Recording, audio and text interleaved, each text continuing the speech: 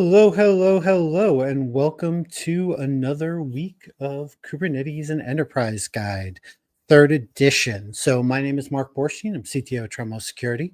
And we got Scott is back. So I'm going to go ahead and add Scott to the stage. Scott, you want to introduce yourself real quick? Yep. Apologies, I had to grab some water. So I made a different entrance. So, Scott Strowich, I'm a principal engineer and lead of the Kubernetes platform at a global tier one bank. Cool. So last couple of weeks, we've been talking about authentication. Who are you? And as much as I love using the who to title everything around authentication, probably get sued into oblivion. Once I know who you are, we got to figure out what you can do, right? Like that's part of the fun, because I guess we should just let people in and they can do whatever they want. That's cool, right? Especially in enterprise world. We trust people. Yeah. I mean, we're trustworthy people, right? Let them in, I trust you, sort of. I'm totally trustworthy. Nobody makes mistakes either. Yeah, no. And that's the thing is that, like, we often talk about security, like, state sponsors, state actors, you got to keep them out. Espionage. No, sometimes you fat finger something. I mean, I've never done it personally, but most other people aren't perfect, right? No, as you said, you got different kube config, right? Different content. No, I'm on the right one. Yeah, I've never personally pushed a config meant for a dev environment directly into production by accident. I've never done it, but I have heard it happens. I've never allegedly. Oh. Yeah. So we're going to be talking about RBAC today, and some of us see it as a soul crushing bringer of existential dread, and some of us get paid to do RBAC. That's a deep, long statement. I like that. I think one of the things that makes RBAC so difficult in Kubernetes is that it doesn't handle every use case, right? It's pretty straightforward. It's simple. It's got a very simplistic implementation. Yep. And it doesn't always cover everything. And I think that's where it really messes people up, because they say, well, I need it to do this. And it's like, no, I'm sorry, it doesn't do that. And then I think another thing that you'll often see happen is folks will try to apply non-cloud native approaches to Kubernetes, and it doesn't work, right? Like we want to use a one namespace for every part of our application. We want to make sure that secrets in a namespace are, not. This is one I hear a lot. I want to make sure that the secrets in a namespace are not accessible from service accounts that aren't associated with specific pods.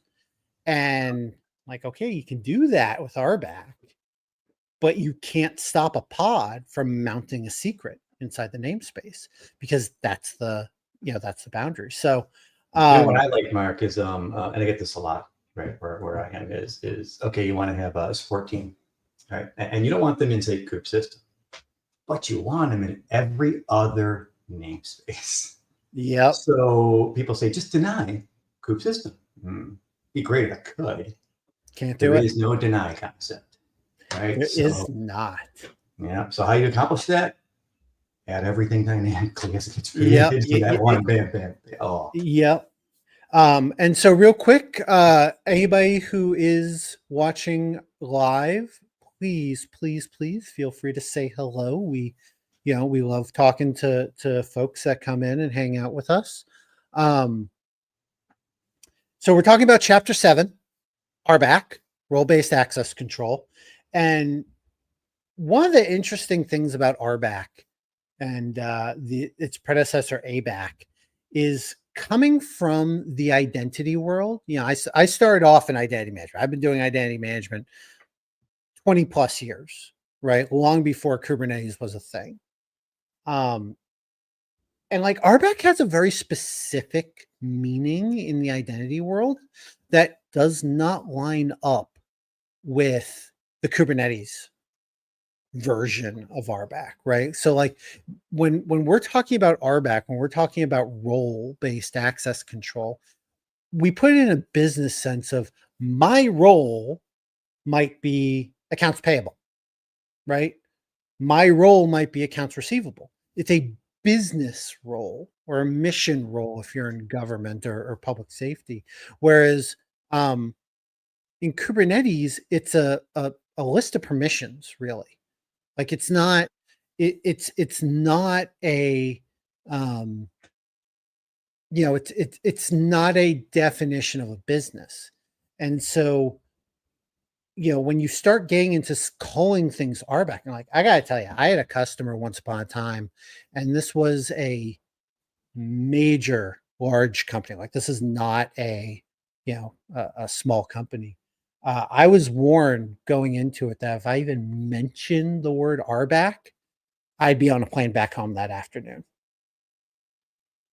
Like, they just like, they had such horrible experiences trying to build out an RBAC system.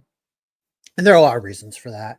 I mean, they don't really sell them anymore, but like for a while they had things like role miners where you would point these things at your data and it would figure out what the right roles should be that you should associate, using ML. And there was no AI back then because this is 2007, 2008.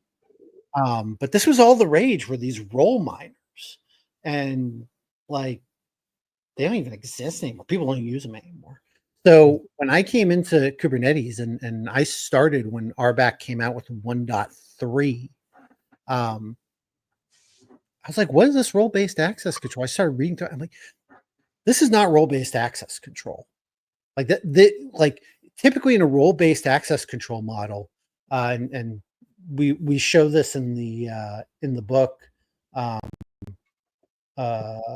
page 220. You typically say something like, okay, accounts payable, I'm going to build an authorization policy that says if you're in accounts payable, you can write a check. If you're in accounts receivable, you can endorse the check. Because what you don't want to do is a separation of duties, right? You don't want the person who can write the check to also be allowed to endorse the check. That would be bad. Like, that's crossing the streams level bad. You don't want to do that. Now, at least in my experience, roles fall apart in that, and this is probably why RBAC has such a bad name in the identity world, where things change rapidly, and often the role-based model doesn't go with it. So yeah, the accounts payable and accounts receivable is pretty classic, but let's look at IT, right? I'm on this group. Let's say a role is built off of the development team I'm on. I used to be on this other development team. The bad thing happens on the other side and they need me to have quick access. Are they going to move me back into that other role? Or are they going to find a way to give me a quick permission? So it's that exceptions management, that role-based access control, and in a general sense, does a horrible job at. I don't know, Scott, what do you think about, I've been talking a lot. No, I like hearing that stuff, right, Mark? But yeah, and I kind of a classic role of dealing with Windows, Novell, and things like that. Oh, Novell! Now we're going back in time. You're doing that. Like I said, that kind of shows some I have to say age, experience in IT. So yeah, I've been around a lot with that. So I admit, even the Linux model kind of threw me off way back when I started to learn that, right? Because it is radically different from these. And I'm used to Windows with the granular permissions, right? Starting in 2000, you could just drill down beyond too far, right? You can kind of add a file directory, but you can't even see it once it's added, right? I mean, It's pretty granular permissions. So there are benefits to that, by the way. You allow people to put it in, but can't get it. So so you can't delete it, edit. But yeah, the Kubernetes model, like you said, Mark, it's just a lot different. I don't know if I call it RBAC. Like I said, maybe more like access control. Well, yeah, and that's the thing, because like it even started off with ABAC, and it was just a list of, like, they called it attribute-based access control, but there weren't any attributes. Like that was the weird thing. Like it was just a CSV file basically, and that's not what attribute-based access control is. Attribute-based access control is you say, okay, if you have this attribute, think about it like tags, right? If you have this tag, you can do it. That's attribute-based access control. But that's not what the original ABAC model did with Kubernetes. Now that's gone, so it doesn't really matter anymore. But it does lead to a lot of confusion. Now I will say we don't cover it in the book because it was still in alpha while we were writing it. I think it might be in beta now, but I think it was in 30 it went beta, where you could have much more finely tuned custom authorizers. So Kubernetes, you have a set of authorizers, and each authorizer has a chance to short circuit the group. Right. So the classic is if you're setting up a cluster from scratch, or you've done Kubernetes the hard way, it's okay. Start with node, then RBAC. Those are your two authorizers. Right. And that was static. Whereas now what you can do is you can configure Kubernetes, say, you know what, on these object types, maybe even these namespaces, you can even define a CEL expression. So that's that non-Turing complete expression language that is popping up all over Kubernetes manifests, right? To be able to do quick, very fast, very quick calculations and filtering. You can say you can be really specific on what is going to get into this system, right? And create custom authorizers and authorization webhooks. And we'll cover not that as in depth, right, Mark? But we'll get to the gatekeeper and other discussions. It's kind of touched in there, right? So, yeah, there's a big difference here between an admission controller and an authorizer. I'm thinking more admission controller, an admission controller is only for when stuff gets created, updated, or deleted. But read list is not included at all. Right.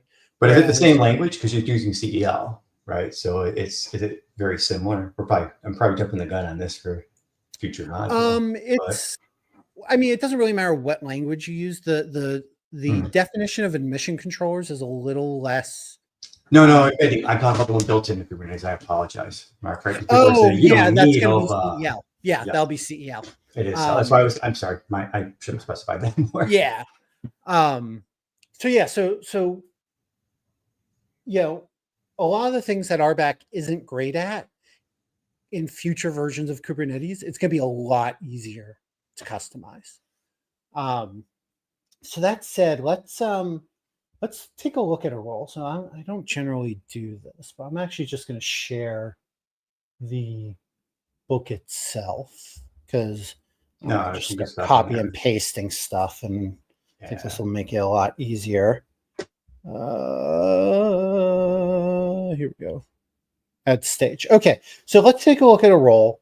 And a role is, like I said, this is not really what a role in the identity world is typically referred to. Typically, a role is a business category, right? It's a way to collect things.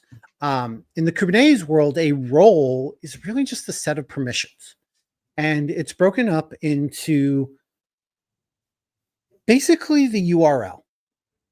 So when you look at the URL of calling a Kubernetes API, it's broken up the exact same way. So like we kind of have an example here of if we want to get a namespace, namespace is default pods, right? Or my pod log. Your RBAC bindings, your role definition is going to match along those lines. So the thing is that's what RBAC and Kubernetes matches on, is the URL. It doesn't match on, for most operations. There are a couple of exceptions like impersonation, but it doesn't match on the content. It's matching purely on the HTTP or the verb and the URL. So API groups is kind of depending on what you're using. Like here, it's a blank because we're talking about pods. It could also be a V1 here if you wanted to. I think it's core V1, core/V1. And then your resource. Now, what's important to understand is that when you list a resource, like here we have pods and pods log. That's because just because you have access to the pod doesn't mean you have access to its log, because that's a separate URL, and that URL has to be authorized specifically. Another example is status. So status on any Kubernetes object is actually a privileged field. You don't want people to be able to update statuses. You want controllers and operators to update statuses. So that's accessible via a different URL as well, or a different path. And then you've got a verb, right? So unfortunately, they didn't use direct HTTP. The exact equivalent. Get is I want a single thing. List is I want all of them. So it would have been nice had they done that. And I think there's a example, okay, no, that's not what I thought it was. I thought we actually did have a URL in the book. So so let's, I'm going to go ahead and move this back over so we can actually do the lab. And move you over here. So building the role itself is deceptively simple, right? There's not a lot of there. One of the things that used to make it much harder to debug was that the error message didn't give you enough information to actually build a binding off of. Probably because it wanted to, there's probably something in there of, security through obscurity, just unauthorized. So, whatever. Nowadays, there is enough information in the error message to actually tell you what permissions you really need. So I've already got a clean cluster here, and let's go ahead. I need to come up here and over here. So the first thing that we're kind of doing here is looking at, I'm going to do this without all the right one. Yeah. So kube control API resources O-wide. So what this is going to do is list out all the APIs, right? And there's a lot of information here. Now, this is the beautiful thing about having an API-based system, is the first time that you go ahead and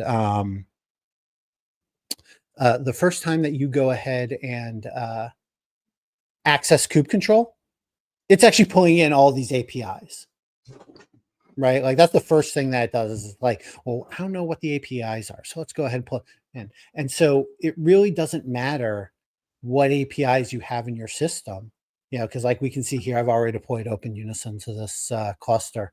So we've got our CRDs in there, but all the APIs are listed. You can go through and figure out all the different APIs that are available. So in this case, we're going to take a look at ingress. And the reason why I do ingress is ingress has gone through a bit of a change where it went from beta for like a decade, like 8 years, I think it was in beta. Yeah. And so for the longest time, it was at a beta. And then when it went V1, that was actually that and PSP were part of the pod security policies, were part of the, hey, we're going to change this rule where you cannot stay in beta forever. you can only stay in beta for 3 releases. And it's actually not just beta, it's alpha too, right? You can only stay in alpha for 3 releases, only stay in beta in 3 releases. Then, it's either promote or cut out and deprecate. And even then, if you deprecate an API, you can only deprecate it for 3 releases. So there's what's it about? We're at 3 releases a year, right? So it's about 4 it used to be months, 4, right? So 4-ish months to cut a release. So, Mark, let me ask you a question on that then, because for people listening on this and watching, I think it's what 122, right, when this changed. I always get 122, 124. A couple of things changed in here. So let's say you had a bunch of deployments. People ignored deprecation, right? You always get the warning. So people go, I don't know what that means. I don't care. Now you upgrade your cluster. It's been removed. What happens? Well, that depends, right? If let's say for the sake of argument that your RBAC bindings were written for V1 beta 1, but your ingress control, let's say you upgrade the pod. So this brings up a great example, one that I ran into yesterday while I was upgrading ingress resources. Yesterday was March 20, what's it? Today's 26th, right? So yesterday was 25th. Big CVE landed for Nginx, right? Go upgrade, like stop talking, listening. Like if you haven't upgraded Nginx and you're listening to the podcast or the live stream, stop and go upgrade, right? Like this is an extinction level log4j type of issue. Although, we'll say one thing on that. No one exploit in the wild yet. Doesn't matter. I know. Agree. I'm not telling you to slow it down, but that does help with internal CVE scoring. Yeah. Still, so especially if you're internet facing. Oh, that's a different story. Right? So that's a patch within 2 minutes of hearing about it. Yeah, exactly. So upgrade. First thought was, okay, well, I had not on this particular cluster deployed the Helm chart. I had gone with the bare manifest, the simple manifest. So I'm just going to bump the pod. Easy, right? Labels, it's our friend. So I go ahead and do that. Nginx starts up and starts complaining because this particular cluster had been running a very old version of Nginx and started complaining that it didn't have RBAC permissions to get the endpoints. So, when you do the upgrades, because everything's matching on the string, if you didn't upgrade anything as an example, or if you just upgrade the API server and you try to create a API that doesn't exist anymore, you could run into problems.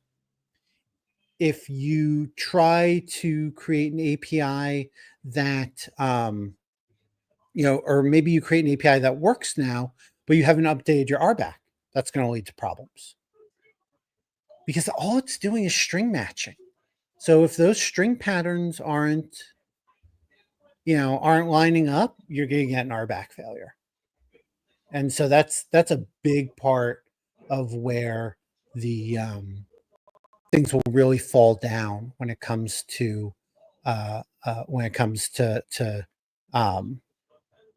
those cluster upgrades, and especially since they put into the policy that no API can sit in alpha, beta, or deprecated for more than 3 releases. That's kind of a big deal. Definitely. So that's why we wanted to show off this concept with Ingress class, right?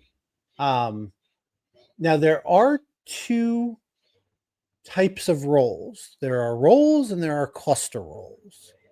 And there are really a couple of different ways, from a YAML perspective, the only difference is one has a cluster in the word, the other has a role in the word. Like there's no, the definition doesn't change.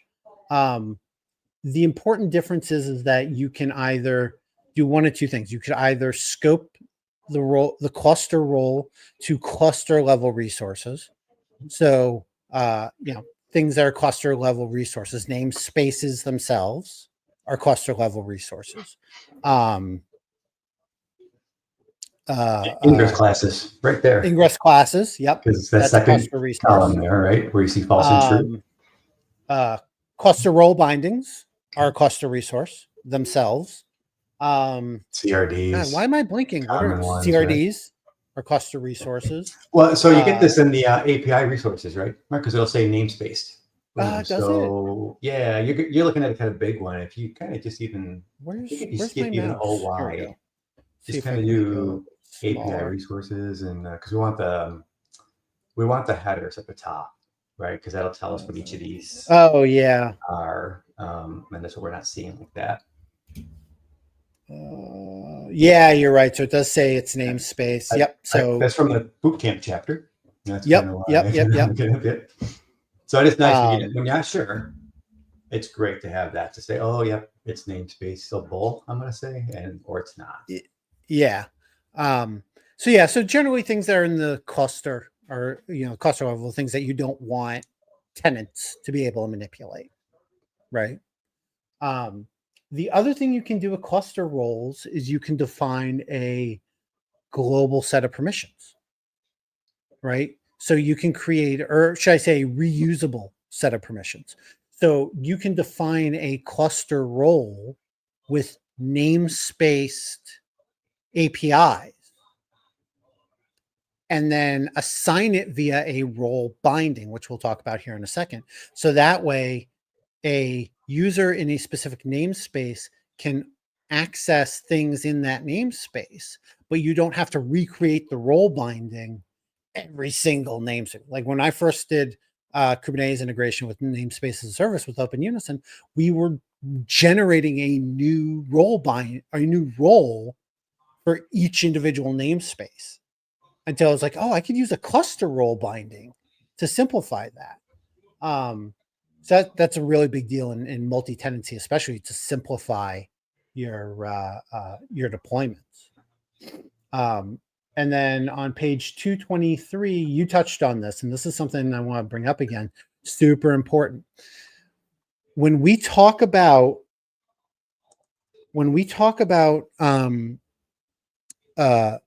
roles, we looked at here are the APIs that are allowed. You have to enumerate every single permission that you want to give.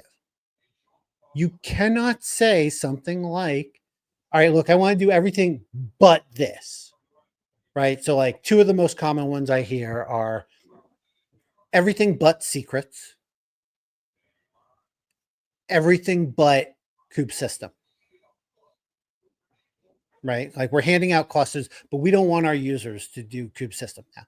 Maybe you shouldn't be handing out clusters. That's a different conversation that we'll have in a few weeks. But the point here is that you can't do that. That's a negative role. You can't have that kind of a statement. Everything but will never work in RBAC. Now you could do a custom authorizer. So as an example, Caverno, which is a custom, a very Kubernetes centric authorization engine that, it's great for admission controllers. It's got a very kube centric definition system.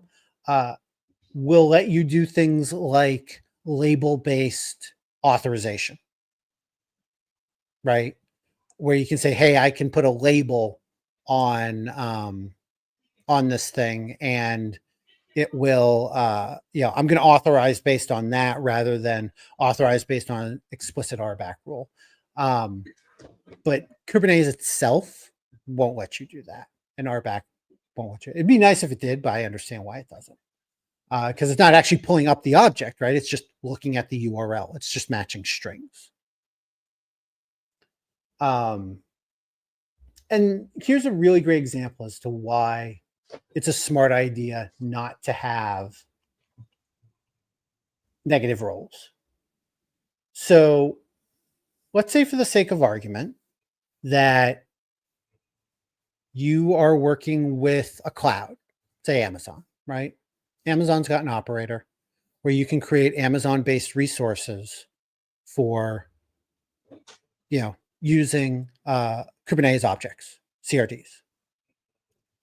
If my policy said everything but secrets, that means I can now create whatever I want inside of that Amazon account, right? So by doing the everything but, you're putting yourself in a position where future things get added and you don't even realize you're authorizing it.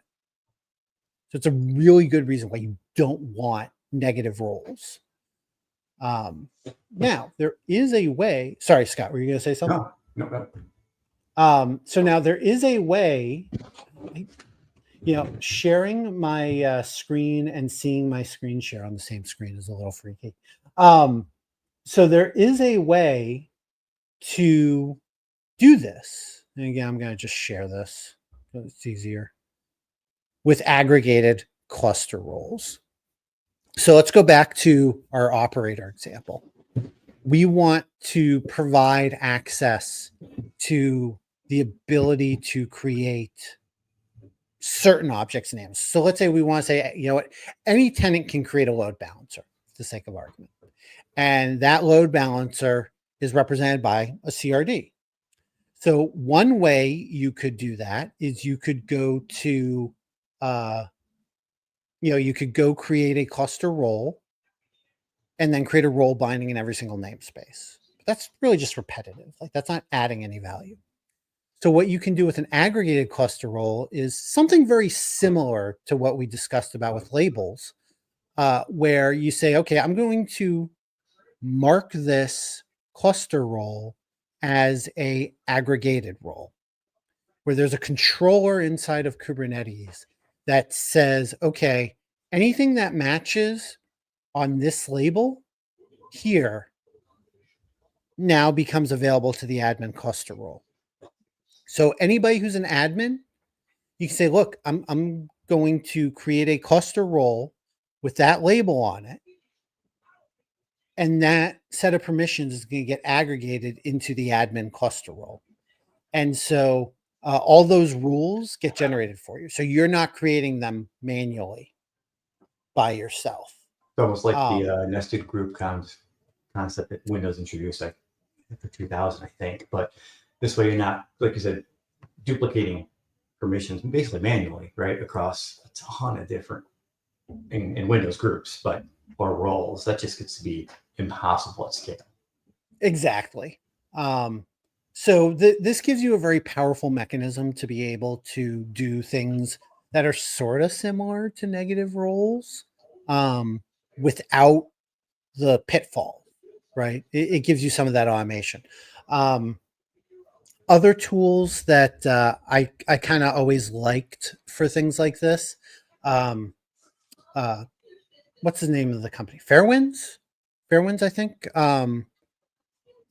Makes a namespace role aggregator where you can label a namespace to assign a role. So you don't even have to create the role yourself. You just label the namespace and its controller figures it out. I really like that concept. I found it to be a little less useful once you externalize authorization, but still a nice idea. It's still something I really like. So we get into what our aggregate roles look like, and we talk about mixing. How we So we've talked about how we define permissions. Now we need to assign permissions, and this is where things start to get a little interesting, because like we talked about in chapter 6, there are no users, there are no groups, but there are service accounts, right? But you can still assign, you still have to have the way to assign it to something. So that's where the binding comes in.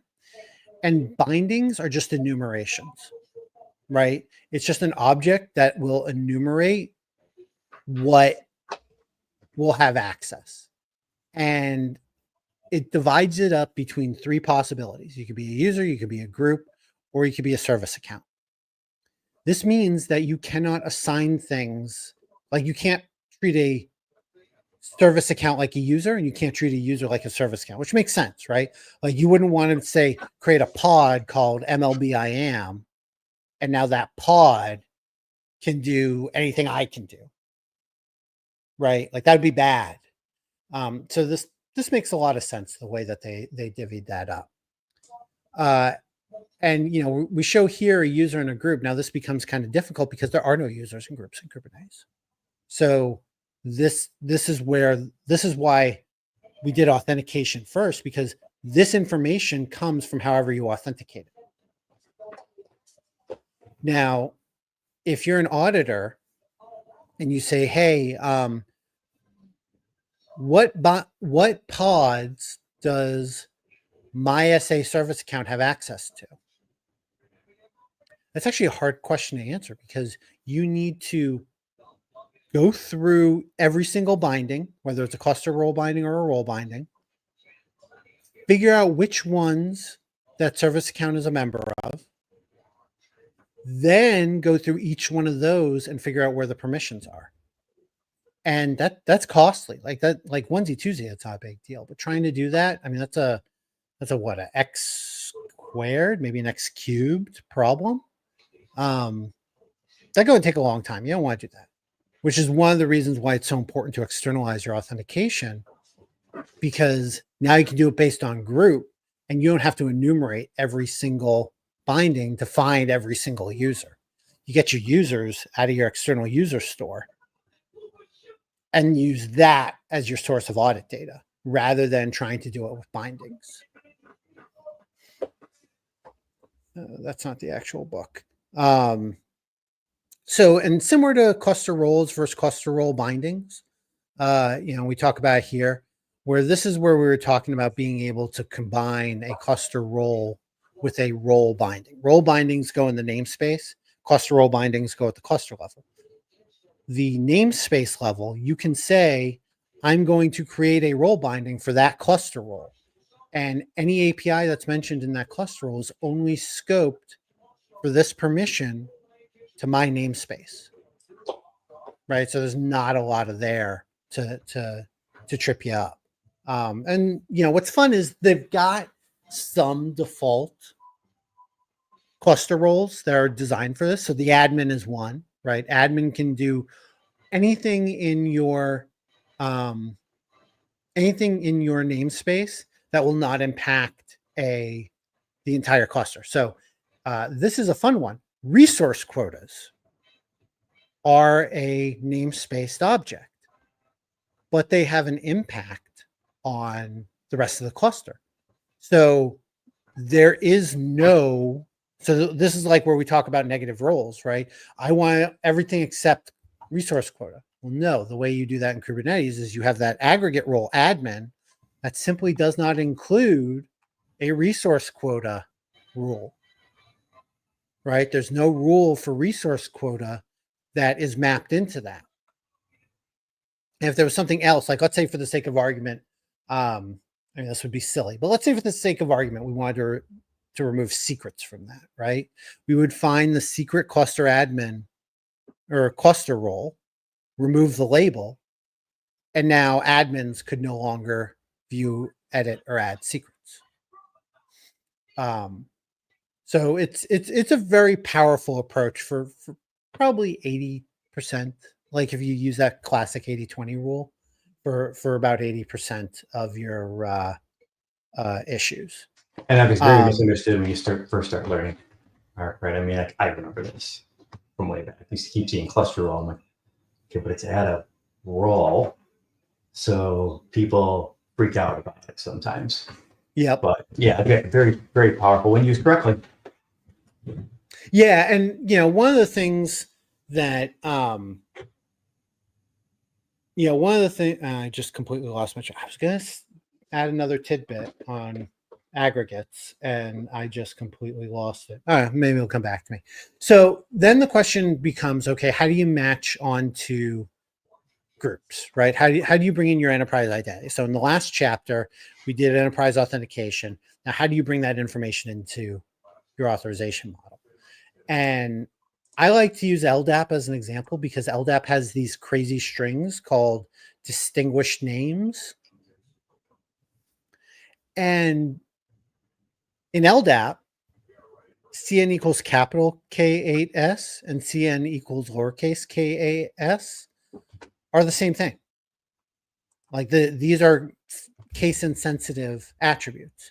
And so if you go to, if you go to a AD or an LDAP server and say, hey, CN, give me the objects with CN capital K8S, it'll work regardless.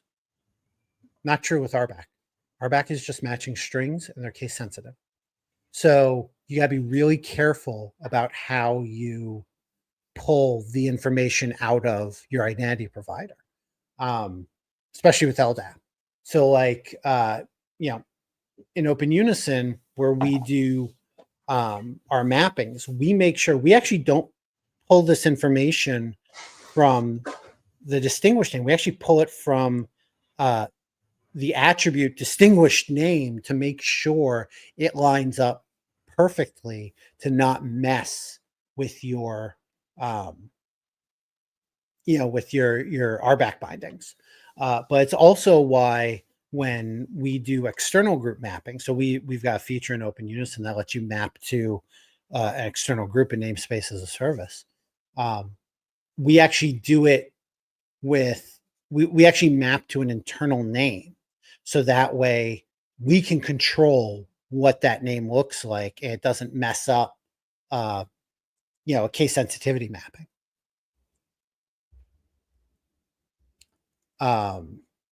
Here's another important point when we're talking, no, stop that. When we're talking about RBAC is when you use OIDC as your authentication mechanism and you map directly to a user in RBAC, you have to include the identity provider URL. So if we, the first time we did the integration in chapter 6, we actually used a OIDC integration. So the user is this URL with a hash mark and then M Mosley. So from a management standpoint, if you're binding directly to users and now the URL of your identity provider changes, you now have to go back and update all of your cluster role bindings. That's another reason why you want groups. You don't want to do users directly. All right, so we are about quarter of. Namespace multi-tenancy. I'm not going to get too deep into this because we're going to cover this in a few weeks with vCluster. So we'll really dive into the weeds on that one. Then we get into auditing. And this is where it's super important and people often forget it. And there's a cloud that I love using for demos that I'm like, you guys don't support auditing. I can't do this in production. I love you guys, but can't do it. You gotta know what's going on inside your cluster, right? I mean, that's kind of a thing. I mean, especially if you're regulated, right? How you're regulated. Yeah. And even if you're not, right? You for a while, and this Mark, quick history. I mean, I did forensics and worked at a federal agency. You need this. I don't care where you are with a company. If you've got to do any kind of lawsuits, I'm just going to that word, you need proof. Yep. Right. And if you don't have this, you've got no proof. And Kubernetes policy setup, as I'm sure you'll agree on this, Mark, is probably one of the more complex ones that I've seen. Yeah. And so there's gobs of information in the kube policy. Stages, like you got here, there's so many. So many. Yes. And one of the things that's important to note, though, is that even though this is YAML, it's not an object. You can't do kube control create F policy, right? You need to mount this into your API server and have it accessible. So depending on what kind of cluster you're running, you might not be allowed to do this, right? So like if you're running on EKS or AKS or whatever, you can't do this manually, right? You have to use their policy management system, Cloud Orits or whatever. But this for like on-prem, this is the starting point. And we dive into the different levels. I'm not going to go crazy here, but we're going to go ahead and let's I'm gonna move this back over here. Let's go ahead and enable auditing on the cluster and see what it looks like. So I've already set up a new cluster from scratch and gotten Open Unison running. And Open Unison will come important here in a couple of minutes. So we're going to go straight to, I'm on page 233. Where am I? Yes, I'm in chapter 7. So the first thing I'm going to do is I'm actually going to exec into my pod. So Docker PS. When you say Right, so pod, we you got mean 2 pods. the node. There are 2 Right. containers, excuse me. Yeah. So our kind cluster has 2 containers, a worker and an API server. So because this file needs to be accessible to the API server, we actually need to go in and copy this file in there. So I'm going to go ahead and exec in. Am I in there? No. Docker exec ti. Oh, because all I did was I ran this make dir. That's why. So now I've got that directory, and then I'm going to copy this file, which is a policy file. I'm going to go ahead and think, I don't even know what that is. Oh, that's the audit policy file. So it's here on the screen. I'm not going to dive too much into it. I was just fixing that up. So we're going to go ahead and copy that policy file. So now the policy file is in our container, right? It's now accessible.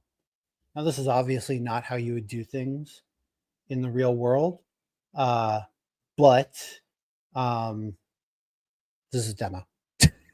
And cluster, depending on I'm going to say flavor of Kubernetes, right, Mark? There's vendors out there to config mint, right? They're going to mount that into the API server. You might do it another way. This is actually a great topic for anybody that might potentially be thinking about the CKS exam. Just kind of mentioning this. It's a pretty common question. Not this process and that, but understanding how to enable it, what the options are. It'll tell you to do X or Y. So just in case everybody's thinking about that exam.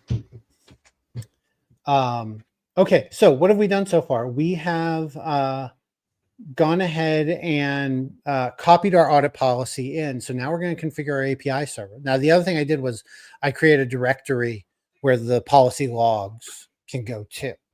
So now we have to go into our API server and enable it. So I'm going to go ahead and Docker exec ti cluster 01 control plane and bash. All right, so the first thing I'm going to do is an apt-get update, and then apt install. Yes, them. No. There is no yim. There is only them. And go ahead and let that install, and then yeah, it works, right? Yeah, okay, cool. So now that I've got that set up, I need to edit our control plane. So etc Kubernetes admin, nope. Manifests kube API server. So in the past, we edited, in the last chapter when we were doing OIDC integration, we edited this to do OIDC. This time we're going to do it to do audit enablement. Sorry, my mouse is all over the place. So I'm going to copy this. So the first thing we're going to do is set the API server flags.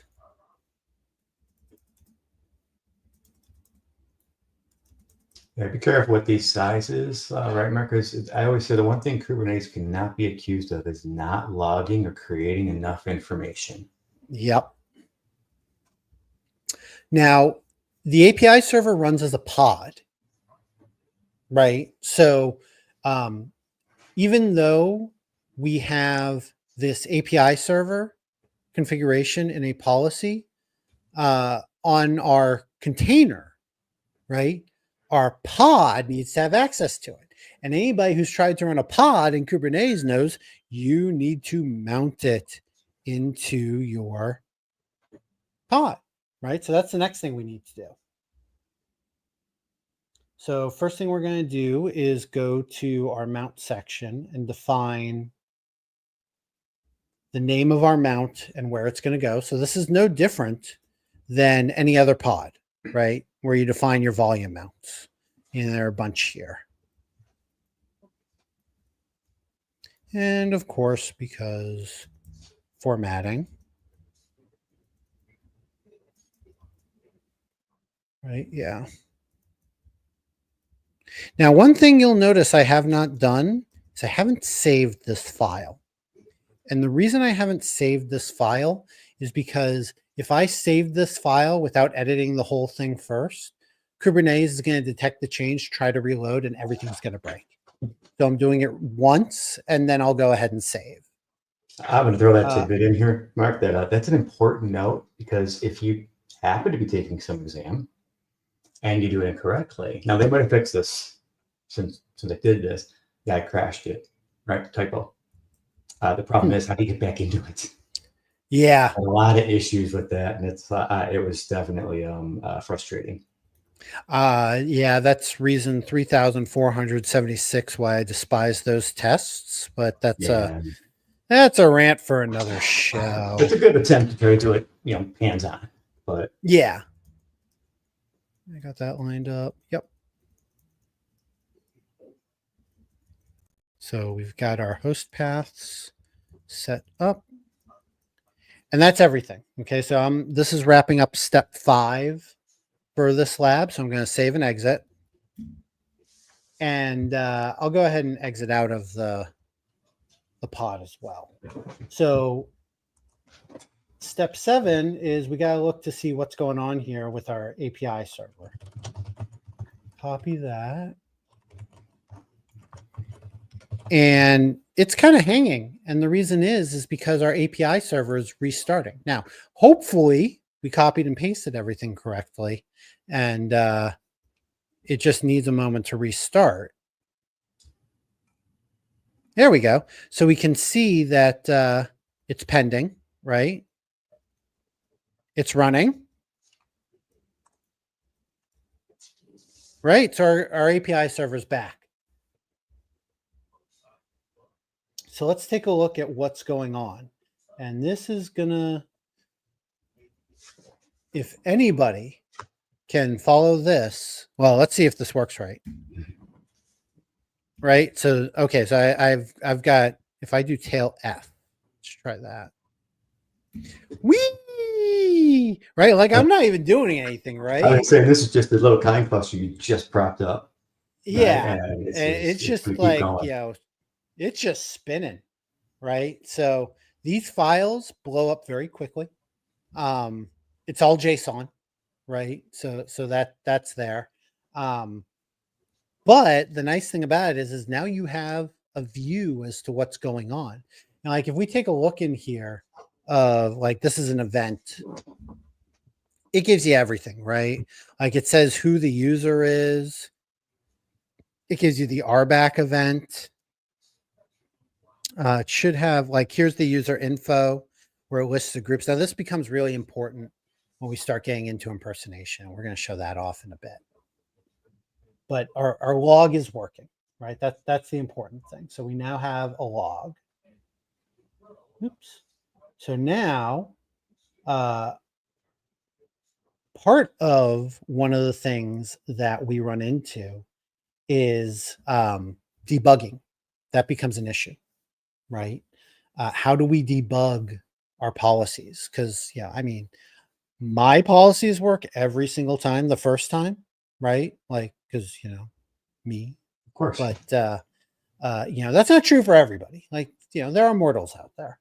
And so, how do you debug it? Now, I will say that once upon a time, this was much harder. And so Jordan Liggett, who has been in the SIGAuth group since forever, I think he was like the original author of OpenShift's OAuth 2 identity provider. And he's been around Kubernetes forever. He wrote a tool that actually lets us take this information and create RBAC bindings for it, which is really nice. So we're going to use audit to RBAC. So I'm going to come here to my local system, export kube config. There we go. So I've got nothing, right? So first thing I'm going to do is I'm going to show what it looks like when something doesn't work. So HTTPS K2U.192, I think this was 53. And certificates, we don't need no stinking certificates. So K2U.apps.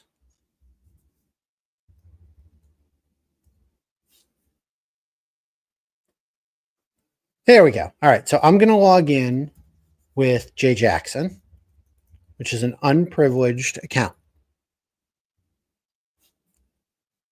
Of course, if I type the password in, I'm not getting in at all. That's really unprivileged. There we go. So I'm going to go ahead and use kube control. I'm going to get my handy dandy command here and paste it in, and then kauth, who am I? All right. So this is how the API server sees me. I'm J Jackson. I've got these groups, right?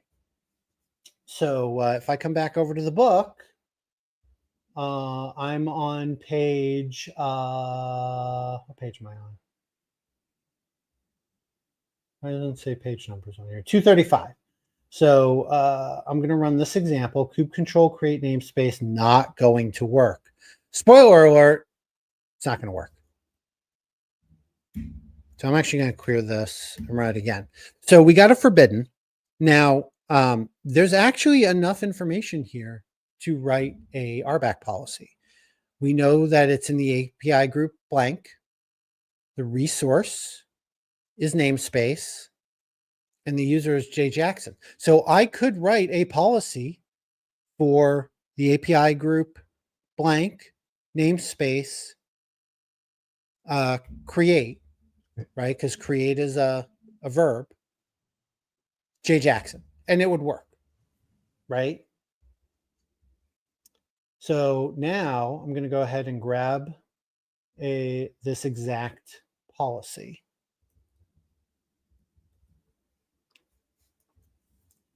So of course I got to fix this up. Metadata like that and like that, right? So if I go ahead and grab this, okay, create F EOF. Now, why does this work? Because if we look here, our API group blank, API group blank, resource namespaces, resource namespaces. And then finally, verb create, verb create. So you have enough information here to actually go ahead and create it. Now, obviously, I can't do that because I don't have that capability. So I'm going to go back to here. Now, one thing that's really important to note is that RBAC has privilege escalation. So you cannot, API version not set. What did I forget? API version, did I not? There's the API version. I might not copy the whole thing. Did I not copy the whole thing? Okay, create F EOF. Mark. Okay, there we go. So one of the things that's important to understand about RBAC is you cannot create a permission that you yourself do not have, right? So if I'm an admin in my namespace, I can create roles and role bindings, but I could not, as an example, create a role that provides access to the resource quota object because I don't have access to it. That would be a privilege escalation. So RBAC does take that into account when it comes to designing, comes to implementation.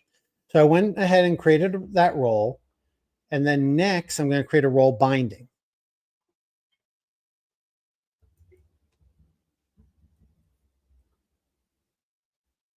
So let's just come here and we're going to clean this up a little bit. Metadata. So we have a subject of kind user in the API group. And we're going to have a role ref. I know it's a little difficult to see, but it'll be a little easier when I paste it. All right, so I'm going to go ahead and create this, except there's no K alias. Kube control, create F, EOF. All right, so our cluster role binding, again, if we go back to that error message, specifically mentioned the user Jay Jackson. So I'm going to go ahead and get this permission, right? So here it said specifically the user Jay Jackson cannot create the resource. Now, what this won't tell you is user with the roles, what was it? K auth, who am I? User with the roles, CN create namespace, right? Tried to do it. So that's where this does kind of fall down a little bit. But there's at least enough information to be able to tell you what you need. So I'm going to go ahead and, whoa, what did I just do? I have no idea what I just did. Did I just like, I just managed to, I think it was the tabs. Can I like reattach these? Maybe? No. All right. We're just going to keep them separated. All right. So I create the role. So now I'm back here and I'm going to try in the same thing again, right? K create namespace, or no, kube control create namespace. So I'm going to create a namespace called not going to work. This time it worked. Now, one thing you might say is, can I create a role binding that will only let you create certain named things? No. You can create a role that'll stop you from accessing certain named things, deleting certain named things, but not creating certain named things. And the reason is that when you do a create, that actually just does a post. And with HTTP post, you don't include the name of the thing in the URL. So RBAC doesn't have it available to make a decision on. That one screws a lot of people up. But again, remember, RBAC is just working with strings and URLs. It does not look at the content. So there's no way for it to know. Where are we? So come back over here to our lab. And we went on step 8, which created the policy. So now we're going to go ahead and we're going to grab our audit to RBAC.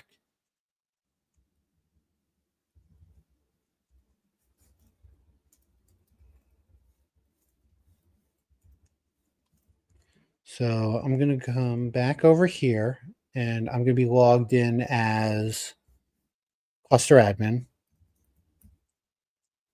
And let's go ahead and download audit to RBAC, right?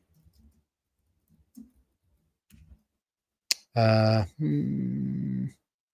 wonder, does this even exist anymore? Let me make sure. Oh, when they move something, I don't know. They might have. I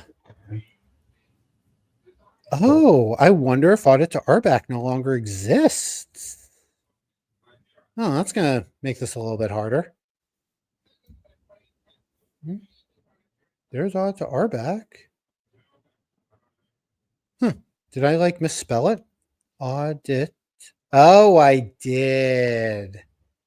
Okay. All right. So. Oh, okay. Cool. Let's go ahead and I'm going to grab the release. And I hate to interrupt Mark, but he's on a roll here. But unfortunately, I'm going to say my day job. I have a call. I couldn't reschedule this one. Apologies for interrupting on this, Mark, and I appreciate everybody attending.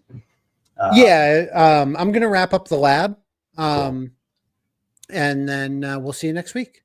Awesome. Thanks, everybody. Awesome. Thanks, Scott. Yeah. So I'm going to grab this, and let's just do a wget there. Okay, so let's try this again. XVZF, audit to RBAC. No, it's not ARM. I'm really on a roll today, guys, right?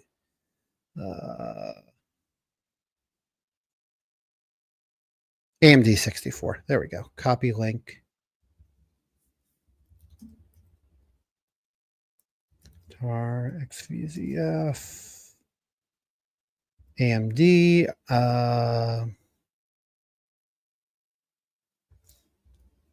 Is it XVF?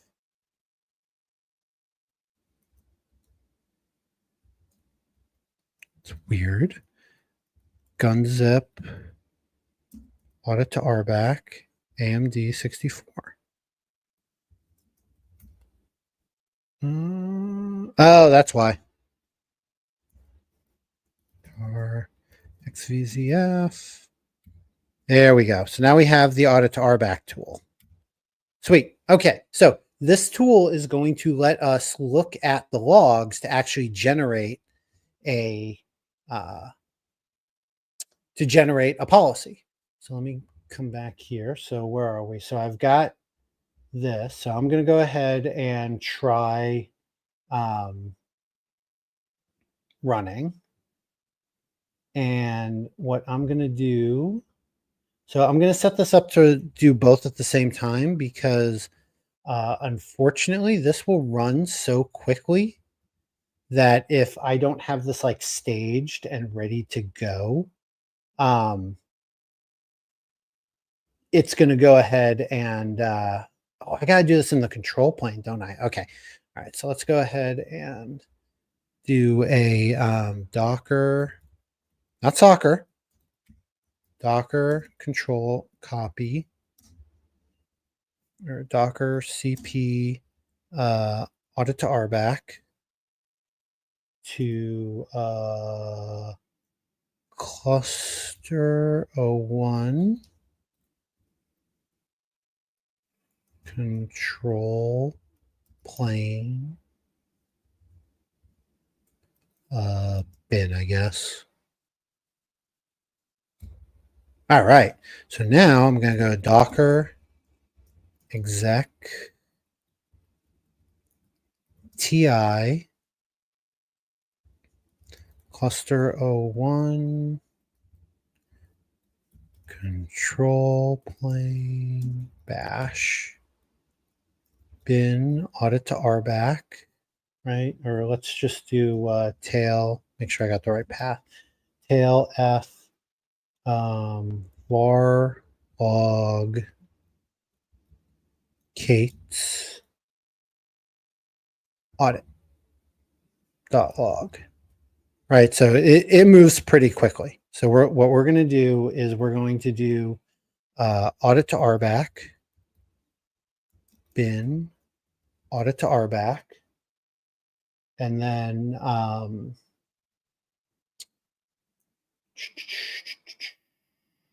file name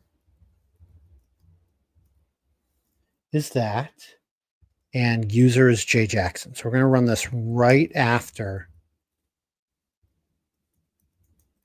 we try our execution. So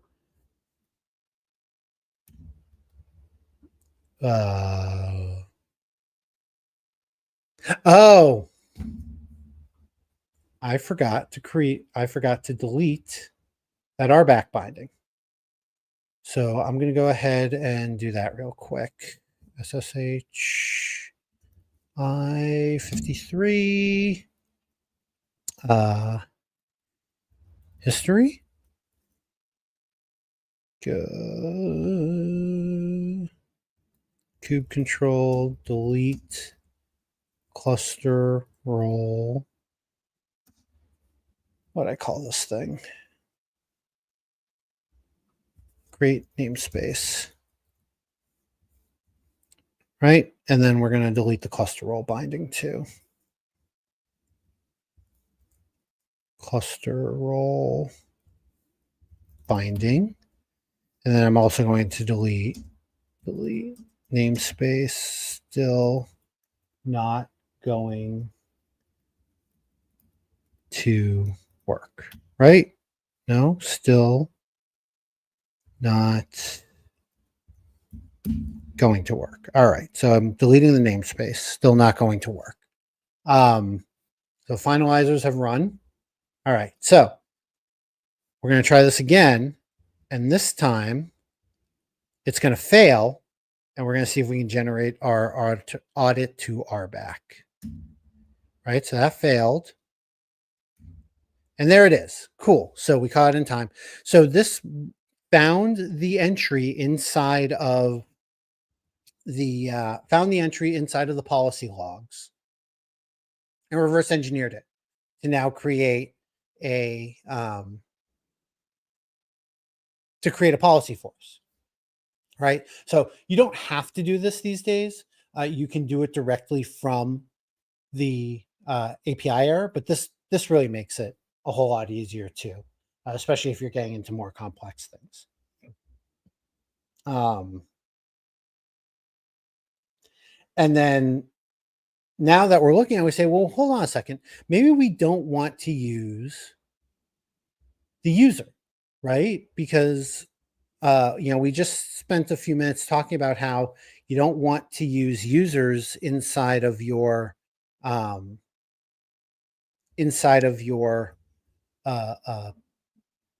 policies, right? Because there's issues with OIDC, it's difficult to audit, etc. So let's go ahead and let's tweak this a bit so we can use our group.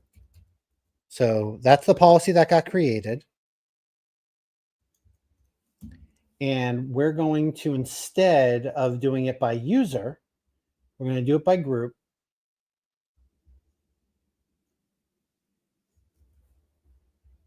We're going to change this. Change that. Right? And let's go ahead and create it.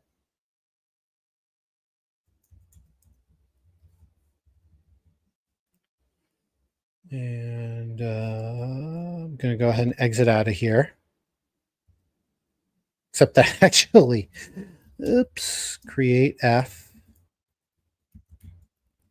Right? So just create the bindings. So now I'm going to come back here. Let's try creating it again. Now this time, kube control auth, who am I? Right? I'm a member of the group that we just added. So even though it's not bound specifically to me as a user, it's going to pull it up from the group and I'll match. And that time it worked. I'm able to create the namespace. So that's all the labs from chapter 7. Unfortunately, Scott had to drop for a minute early. We are going to take a little bit of a break from the chapters in the book and talk about storage next week. We don't talk about storage much in the book, mainly because it's actually really hard to build a good lab around storage. And storage is just one of those things that just like can cause so much pain so easily. And there's a lot of confusion. So won't be covering a specific chapter next week, but we're going to dive a little bit into storage. Hope to see you there. Thanks for joining, and have a great rest of your day.